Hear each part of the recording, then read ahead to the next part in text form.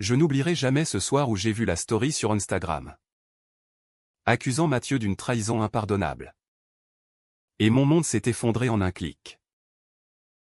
Comment aurais-je pu imaginer que notre amour, si pur et intense, serait jugé par des milliers d'inconnus avant même que je ne puisse entendre sa version? Dans ce tourbillon de likes et de commentaires haineux, j'ai réalisé que l'amour entre deux hommes en France pouvait être aussi fragile qu'un château de cartes face à la tempête des réseaux sociaux. Je m'appelle Antoine. Et tout a commencé il y a 3 ans. Dans les rues animées de Paris. Sous un ciel gris typique de l'automne. J'étais alors un jeune architecte de 28 ans. Travaillant dans un cabinet du Marais. Ce quartier vibrant où l'histoire se mêle à la modernité. Ma vie était rythmée par des croquis. Des réunions interminables et des soirées solitaires dans mon petit appartement rue des Francs-Bourgeois. Je n'avais jamais vraiment assumé mon orientation sexuelle publiquement, en France. Même si les lois protègent les droits des LGBT. Les regards en coin et les murmures persistent. Surtout dans les cercles professionnels conservateurs. C'est lors d'une exposition d'art contemporain au Centre Pompidou que j'ai rencontré Mathieu. Il était là. Debout devant une toile abstraite de Kandinsky. Avec ses cheveux blonds légèrement ébouriffés et ses yeux verts qui semblaient absorber les couleurs du tableau. Il avait 27 ans. Professeur de littérature dans un lycée de la banlieue parisienne. Et son sourire timide m'a immédiatement captivé. Nous avons engagé la conversation sur l'interprétation des formes géométriques. Et avant même de m'en rendre compte, nous étions attablés dans un café voisin. Discutant de Proust et de la vie parisienne. Notre première soirée s'est prolongée tard dans la nuit. Mathieu parlait avec une passion contagieuse de ses élèves. De comment il essayait de leur transmettre l'amour des mots dans un monde dominé par les écrans. Moi, je lui confiais mes rêves d'architecture durable. De bâtiments qui respectent l'environnement tout en honorant le patrimoine français. Il y avait une connexion immédiate. Une étincelle que je n'avais jamais ressentie auparavant. Quand il m'a avoué, d'une voix douce, qu'il était gay et qu'il avait souffert d'une rupture douloureuse l'année précédente, j'ai senti mon cœur s'ouvrir. Nous nous sommes embrassés pour la première fois sous les lumières des Champs-Élysées. Et c'était comme si Paris elle-même bénissait notre union naissante. Les mois suivants furent un tourbillon de romances. Nous passions nos week-ends à flâner le long de la Seine. À visiter les musées du Louvre ou à pique-niquer dans les jardins du Luxembourg. Mathieu m'introduisait à la poésie française. Me lisant des vers de Rimbaud au crépuscule. Tandis que je lui dessinais des esquisses de notre avenir ensemble. Notre amour était discret. Mais profond, nous évitions les démonstrations publiques par peur des jugements. Mais dans l'intimité, c'était une explosion d'émotions.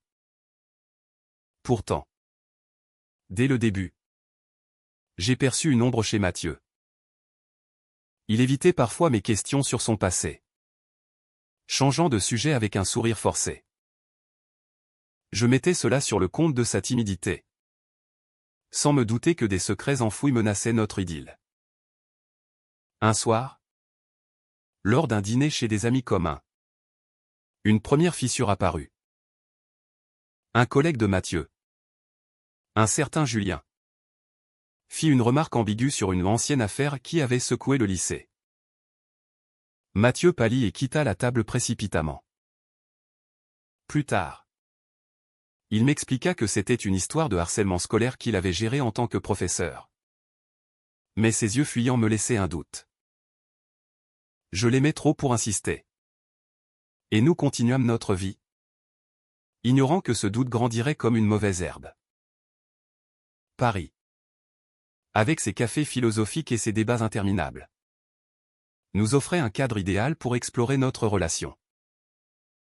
Nous assistions à des manifestations pour les droits LGBT. Main dans la main. Sentant la force de la communauté. Mais en privé, des tensions émergeaient. Mathieu était souvent sur son téléphone, scrollant Instagram avec une anxiété palpable. Il me disait que c'était pour suivre l'actualité. Mais je voyais bien qu'il cachait quelque chose. Un jour, je surpris un message d'un inconnu, « Tu ne pourras pas te cacher éternellement ». Il balaya cela d'un revers de main, prétextant un spam. Mais mon cœur se serra. Au fil du temps, notre amour s'approfondit. Mais les conflits intérieurs de Mathieu devinrent plus évidents. Il avait des nuits agitées, murmurant des noms dans son sommeil. Quand je l'interrogeais, il évoquait son enfance difficile en Provence, avec un père conservateur qui n'avait jamais accepté son homosexualité. Cela me touchait profondément, je venais d'une famille plus ouverte. Originaire de Lyon, où mes parents m'avaient soutenu quand j'avais fait mon coming out à 20 ans. Je voulais être son pilier. Mais il érigeait des murs invisibles. Un week-end, nous partîmes en escapade à Versailles, marchant dans les jardins royaux sous un soleil radieux. Là, Mathieu me confia un peu plus, il avait été impliqué dans une relation toxique avec un ex. Un artiste parisien nommé Lucas, qui l'avait manipulé émotionnellement. J'ai failli tout perdre à cause de lui, murmura-t-il, les yeux embués. Je le serrai dans mes bras, promettant de le protéger. Mais ce récit, bien que sincère, semblait incomplet. Comme si des pièces manquaient au puzzle. De retour à Paris, la routine reprit, mais avec une intensité accrue. Nous parlions de vivre ensemble, d'acheter un appartement dans le quartier latin. Mathieu semblait heureux, mais ses absences mentales persistaient. Un soir, après une dispute banale sur nos emplois du temps chargés, il éclata en sanglots. « Je ne mérite pas ton amour, Antoine, dit-il. » Je le consolai, ignorant que ces mots étaient un présage. Les réseaux sociaux, ce monstre moderne, commencèrent à infiltrer notre vie. Mathieu avait un compte Instagram suivi par des milliers d'abonnés, grâce à ses posts littéraires et ses critiques de livres. Moi, plus discret, je me contentais de liker ses publications. Mais un jour, un commentaire anonyme apparut, « Attention, il cache bien son jeu. » Mathieu le supprima immédiatement. Mais l'inquiétude s'installa en moi. Malgré tout, notre amour fleurissait. Nous célébrâmes notre premier anniversaire dans un bistrot romantique de Montmartre, avec vue sur la basilique du Sacré-Cœur. Ce soir-là, sous les étoiles, il me promit l'éternité. Pourtant, au fond de moi, un doute grandissait, alimenté par ces ombres fugaces. Paris, ville des amoureux, nous enveloppait de sa magie, mais je sentais venir la tempête. Les mois suivants furent marqués par une harmonie apparente. Mais les fissures s'élargissaient. Mathieu et moi avions emménagé ensemble dans un charmant appartement haussmannien près de la Sorbonne. Les matins étaient doux, café au lit. Discussions sur les actualités françaises. Comme les débats sur le mariage pour tous ou les défis de l'éducation inclusive. En tant que couple gay, nous nous sentions privilégiés en France, où les lois progressistes offraient une protection. Mais la société restait parfois hostile, avec des actes homophobes sporadiques rapportés dans les médias. Pourtant, Mathieu devenait de plus en plus distant. Il rentrait tard du lycée, prétextant des réunions avec des parents d'élèves. Je le croyais. Bien sûr. Mais ces silences prolongés m'inquiétaient. Un soir, je trouvai son téléphone allumé, avec une notification d'un message privé sur Instagram, « Le passé te rattrape. » Prof. Le cœur battant. Je n'osais pas l'ouvrir, respectant sa vie privée. Mais ce doute me rongeait. C'est alors que le premier conflit majeur éclata. Lors d'une fête d'anniversaire chez des amis dans le Marais. Julien, le collègue de Mathieu, réapparut. Ivre. Il lâcha une bombe, Mathieu. Tu n'as toujours pas dit à Antoine pour l'affaire avec Lucas? Mathieu le fusilla du regard et m'entraîna dehors. Dans la rue animée. Il m'expliqua que Lucas, son ex, l'avait accusé faussement de harcèlement après leur rupture. Mais que tout s'était réglé à l'amiable. C'était une vengeance mesquine, dit-il. Les larmes aux yeux. Je le crus. Touché par sa vulnérabilité. Mais une graine de suspicion fut plantée. Les jours suivants. Notre relation oscilla entre passion et tension. Nous faisions l'amour avec une intensité accrue. Comme pour chasser les ombres. Mais les discussions tournaient souvent au vinaigre. Mathieu m'accusait d'être trop curieux. Moi de le trouver secret. En France, on valorise la discrétion, répliquait-il. Invoquant notre culture du mystère. Mais je sentais qu'il y avait plus. Un week-end. Nous décidâmes de nous évader en Normandie. À Étretat. Pour admirer les falaises immortalisées par Monet. Là, au bord de la mer, Mathieu s'ouvrit davantage. Il me raconta son adolescence en Provence. Dans un village près d'Avignon. Où il avait dû cacher son identité pour éviter le rejet familial. Son père, un vigneron traditionnaliste, l'avait chassé de la maison à 18 ans. J'ai reconstruit ma vie à Paris. Mais les cicatrices restent, confia-t-il. Je l'embrassai, promettant de l'aider à guérir. De retour, la vie reprit. Mais les réseaux sociaux devinrent un poison. Mathieu recevait des messages haineux, qu'il attribuait à des trolls. Un soir, je vis une story anonyme sur un compte LGBT français, accusant un professeur de littérature parisien d'avoir manipulé un ancien amant. Mon sang se glaça, cela ressemblait trop à Mathieu. Quand je l'interrogeai, il nia farouchement, criant que c'était une coïncidence. Notre dispute fut violente. Verbale, pleine de reproches.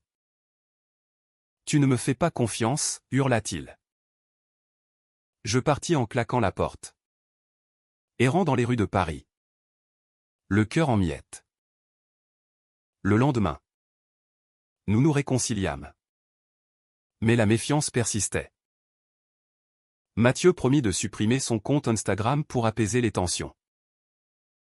Pour nous, dit-il. Je fus soulagé.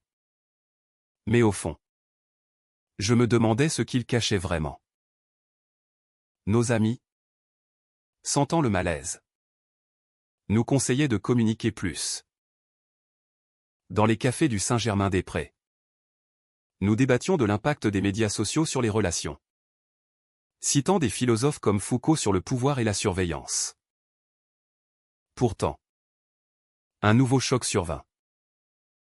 Un matin, en consultant mon propre Instagram, je vis une story partagée par un ami, une capture d'écran accusant Mathieu d'avoir eu une liaison avec un élève mineur des années plus tôt. L'accusation était anonyme, mais détaillée, avec des dates et des lieux. Mon monde s'effondra. Était-ce vrai? Mathieu, mon amour, capable d'une telle horreur? Je rentrai en trombe, le confrontant. Il blêmit, jurant que c'était un mensonge. Une vengeance de Lucas.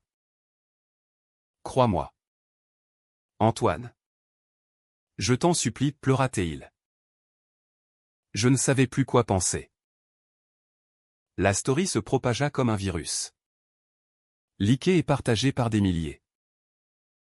Des commentaires haineux affluaient, pédophiles. Dégoûtant.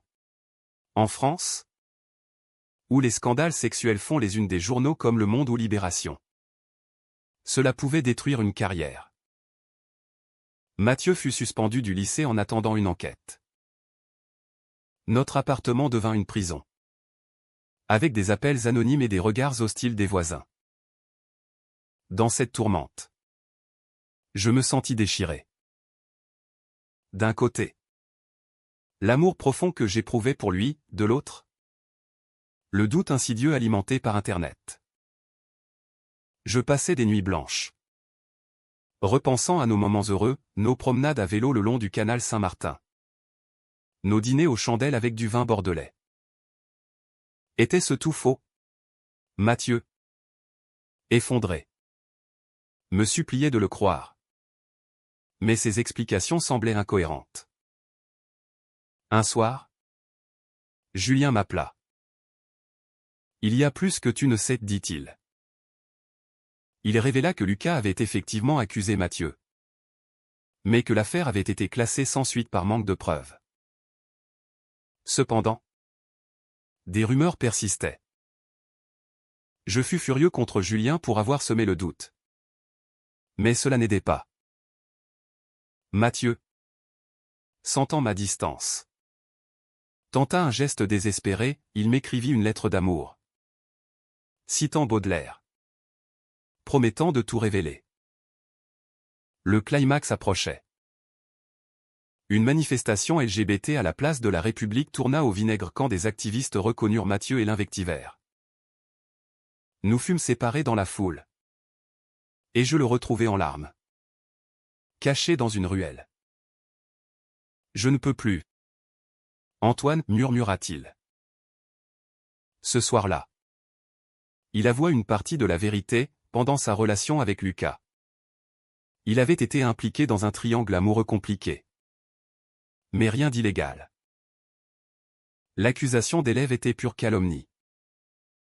Pourtant, le mal était fait.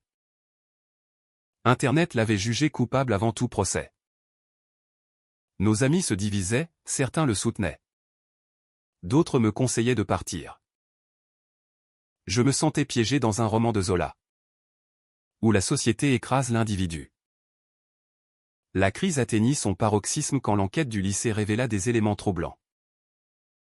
Des emails anciens, échangés avec Lucas, montraient des disputes passionnées.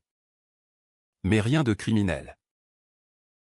Cependant, un détail me frappa, Mathieu avait omis de me dire qu'il avait brièvement fréquenté un jeune adulte. Ancien élève. Après sa majorité. Ce n'était pas illégal, mais moralement ambigu dans le contexte éducatif français, où les professeurs doivent maintenir une distance stricte. Furieux, je l'accusai de mensonge par omission. « Comment as-tu pu me cacher ça ?» criai-je. Mathieu, en larmes, expliqua que c'était une erreur de jeunesse, survenue après sa rupture avec Lucas, et qu'il en avait honte. J'avais peur de te perdre, sanglota-t-il. Cette révélation déclencha une vague de phénix en moi, phénix de trahison, de déception. Je partis chez mes parents à Lyon, cherchant refuge dans les collines du Beaujolais. Là, entouré de vignobles automnaux, je réfléchis à notre histoire.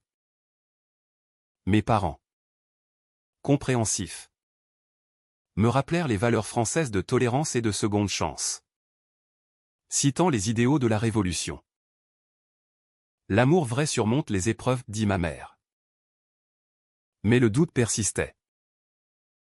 Sur Internet, la story avait muté en hashtag accuse Mathieu, avec des débats enflammés sur Twitter au pardon. X opposant défenseurs des victimes présumées et partisans de la présomption d'innocence. Mathieu m'appelait tous les jours, laissant des messages vocaux déchirants. Antoine, sans toi, je suis perdu. Souviens-toi de nos vœux sous la tour Eiffel. Je luttais contre mes émotions, oscillant entre colère et compassion. En France, où la laïcité et les droits humains sont sacrés, Cette affaire soulevait des questions profondes sur la justice numérique versus judiciaire. De retour à Paris après une semaine. Je trouvais Mathieu amaigri. Les yeux cernés. Il m'attendait avec un bouquet de roses rouges. Symbole romantique par excellence.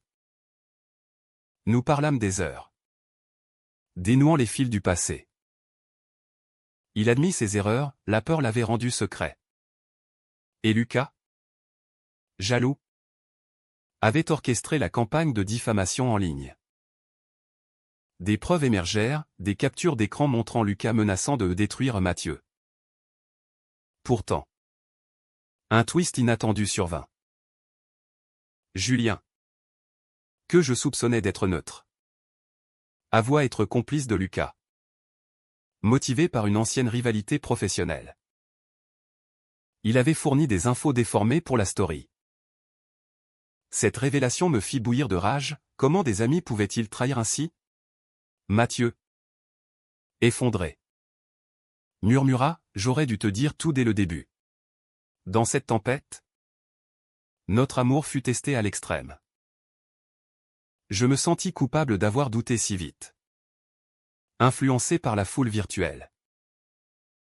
Nous décidâmes de consulter un thérapeute spécialisé en couple LGBT. Dans un centre du Marais.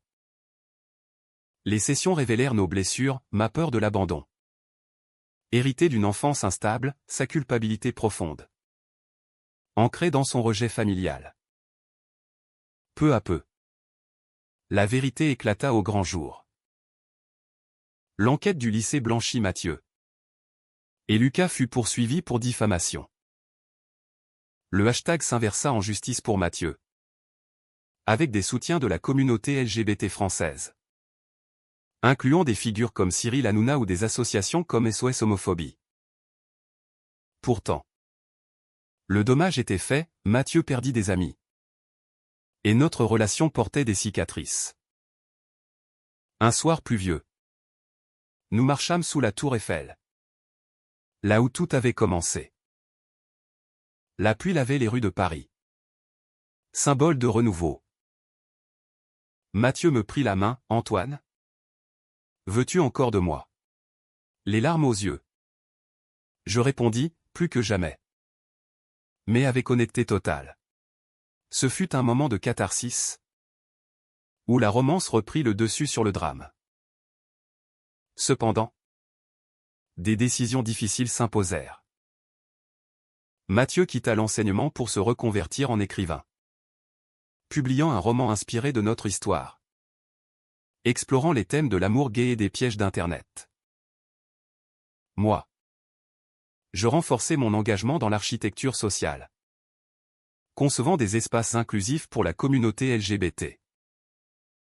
Mais le passé ressurgit quand le père de Mathieu, apprenant l'affaire via les médias, contacta son fils après des années de silence. Une réunion tendue en Provence eut lieu, le vieil homme, affaibli par l'âge, exprima des regrets. J'ai eu tort. Mon fils, dit-il, embrassant Mathieu pour la première fois depuis des décennies. Cette réconciliation familiale apporta une couche d'humanité. Rappelant que même les cœurs les plus durs peuvent fondre. Pourtant, des conflits persistaient. Certains amis nous évitaient, jugeant Mathieu controversé. Nous affrontâmes des débats intenses sur la loyauté et le pardon. Un jour, lors d'un dîner, un invité remit en question la moralité de Mathieu, déclenchant une dispute. Je le défendis farouchement. Mais intérieurement, des doutes résiduels me hantaient. Le haut trahau inattendu vint lors d'une conférence LGBT à la maison de la radio. Mathieu y parla de son expérience, dénonçant la culture de l'annulation en ligne. Soudain, Lucas apparut dans le public, hurlant des accusations. La salle explosa en chaos. Mais Mathieu, calme, répondit avec dignité, la vérité triomphe toujours. Ce moment le transforma en héros pour beaucoup. Mais pour moi, Ce fut la confirmation de son intégrité. Dans l'après-coup, notre lien se solidifia. Nous voyageâmes en Bretagne, admirant les côtes sauvages. Symbole de résilience. Là, nous renouvelâmes nos vœux, promettant transparence et soutien mutuel. Avec le temps, la vie reprit un cours plus serein. Mais les leçons de cette épreuve restaient gravées. Paris, ville des Lumières, nous offrait maintenant une lueur d'espoir. Mathieu, avec son roman Accusé en ligne, devint une voix influente dans les débats sur les réseaux sociaux en France. Collaborant avec des ONG comme Reporters sans frontières pour promouvoir une éthique numérique. Moi, Antoine, je m'impliquais davantage dans la communauté, organisant des ateliers sur l'architecture inclusive. Notre appartement devint un havre de paix, rempli de livres et de dessins, où nous recevions des amis loyaux. Pourtant, des moments de tension surgissaient, un commentaire haineux ressurgissait parfois, rappelant la fragilité de notre bonheur. Un conflit inattendu émergea quand je reçus une offre d'emploi à Bordeaux, pour un projet d'urbanisme durable. Cela impliquait une séparation temporaire, testant notre relation. Mathieu, craignant l'abandon, réagit mal, tu me fuis à cause de tout ça? Nous disputâmes longuement, invoquant nos peurs profondes. Finalement, il m'encouragea à partir, prouvant sa maturité. À Bordeaux, entouré des vignobles girondins, je repensais à notre parcours. Les appels quotidiens avec Mathieu renforçaient notre lien, transformant la distance en opportunité de croissance. Il me lisait des extraits de son nouveau manuscrit, inspiré de notre amour résili. De retour à Paris après 3 mois, je trouvais Mathieu transformé, plus confiant, moins hanté par le passé. Nous célébrâmes nos retrouvailles au sommet de la tour Montparnasse, avec vue panoramique sur la ville. Nous avons surmonté l'enfer, dit-il, m'embrassant tendrement. Pourtant, une dernière épreuve nous attendait. Le père de Mathieu, malade, demanda à le voir une dernière fois en Provence. Nous y allâmes ensemble, traversant les champs de lavande sous un soleil méditerranéen. La réunion fut émouvante, le vieil homme, sur son lit de mort, bénit notre union. Soyez heureux, mes fils, murmura-t-il. Mathieu pleura, libéré d'un poids ancestral. Cette perte apporta une profondeur nouvelle à notre relation. Nous décidâmes d'adopter un mode de vie plus authentique, participant à des événements comme la Gay Pride à Paris. Main dans la main, sans peur des jugements. Notre amour, forgé dans le feu des épreuves, devint un témoignage de résilience humaine. Mais Internet n'oublie jamais. Des années plus tard, une ancienne story ressurgit lors d'un débat national sur la diffamation en ligne. Citant notre cas. Cela raviva des blessures, mais aussi notre détermination. Mathieu témoigna au Sénat, plaidant pour des lois plus strictes, influençant la politique française. Dans notre quotidien, les petits gestes romantiques persistaient, un café partagé au lever du soleil, une promenade nocturne le long de la Seine. Nous discutions philosophie, citant Sartre sur la liberté et l'engagement, appliquant ses idées à notre vie. Un soir, lors d'un dîner aux chandelles, Mathieu me surprit avec une bague. « Épouse-moi. » Antoine, dit-il, les yeux brillants. Ému, j'acceptai. Scellant notre union dans un pacte, le pacte civil de solidarité français, symbole de notre engagement. Le mariage eut lieu dans un château en Loire, entouré d'amis et famille. Ce fut un moment de joie pure, contrastant avec les ténèbres passées. Pourtant, même là, un troll en ligne tenta de saboter. Mais nous l'ignorâmes. Fort de notre amour. Avec le temps, nous envisageâmes l'adoption, naviguant les complexités du système français pour les couples homosexuels. Cela apporta de nouveaux défis, bureaucratie, jugements sociétaux, mais aussi une profondeur émotionnelle immense. Mathieu, devenu auteur reconnu, dédia son livre à moi, à Antoine. Mon encre dans la tempête. Cela toucha des milliers, promouvant l'empathie dans la communauté LGBT. Pourtant, des doutes résiduels surgissaient parfois. Lors d'une dispute sur des détails triviaux, les vieux fantômes réapparaissaient. Mais nous avions appris à communiquer, transformant les conflits en opportunités de croissance. Un voyage en Corse, avec ses plages sauvages et ses montagnes, symbolisa notre renouveau. Là, au coucher du soleil, nous renouvelâmes nos vœux, promettant fidélité éternelle. De retour, la vie parisienne reprit, enrichie de notre histoire. Nous devînmes mentors pour de jeunes gays, partageant nos expériences pour les armer contre les pièges d'Internet. Le dénouement approchait, avec une paix intérieure conquise. Mathieu et moi, unis par des épreuves qui auraient pu nous briser, émergions plus forts. Paris, témoin de notre saga, nous enveloppait de sa magie intemporelle. Au fil des ans, notre amour évolua en une symbiose profonde, ancrée dans les valeurs humanistes françaises. Nous adoptâmes un enfant, un petit garçon nommé Louis, naviguant les joies et défis de la parentalité homoparentale. Voir Mathieu lire des contes à Louis, avec la même passion qu'il enseignait autrefois, me remplissait d'une émotion indicible.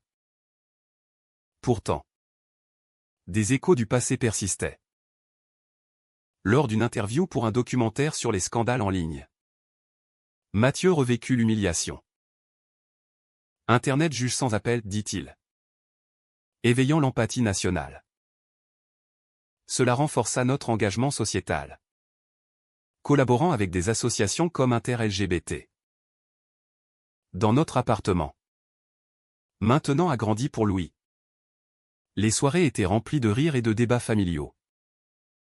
Nous inculquions à notre fils les principes de tolérance, lui racontant des histoires édulcorées de notre parcours, soulignant l'importance du pardon. Un conflit final émergea quand Louis, adolescent, découvrit l'ancienne affaire via une recherche en ligne.